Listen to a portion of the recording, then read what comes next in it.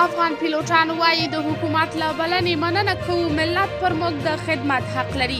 یو شمېر افغان پیلوټان د ملي دفاع د سرپرست وزیر د وروستیو څرګندونو هرکلی کړی دی. د ملي دفاع سرپرست وزیر په خپله وروستۍ مرکه کې وویل دوی ټولو پخوانیو نظامي کادرونو ته په نوي حکومت کې د خدمت زمینه برابروي او ټولو هغو محصلینو ته یې د راتګ بلنه ورکړه چې په بهر کې په نظامي زده کړو بوخت دي. په ورته وخت کې ځینو افغان پیلوټانو بیا د دې پریکړې هرکلی کړی دی او وایي دوی د خپل هیواد ګټو ته ژمن دي او تیار دي چې د هیواد د پرمختګ او آبادۍ لپاره خدمت وکړي. روح الله خورم افغان پیلوټ پر خپله فیسبوک پاڼې لیکلي دوی د ملي دفاع د سرپرست وزیر د بلنې هرکلی کوي او د زده کړو تر بشپړېدو وروسته به د هیواد خدمت ته راګرځي.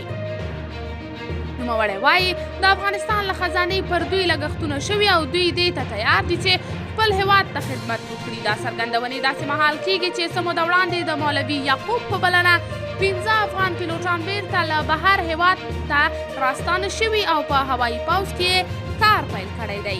قدرمنو لیدونکو، تاسې د دې موضوع په هکله څه نظر لرئ؟ نظریات مو راسره په کمنټ کې شریک، ویډیو لایک او چینل سبسکرایب کړئ.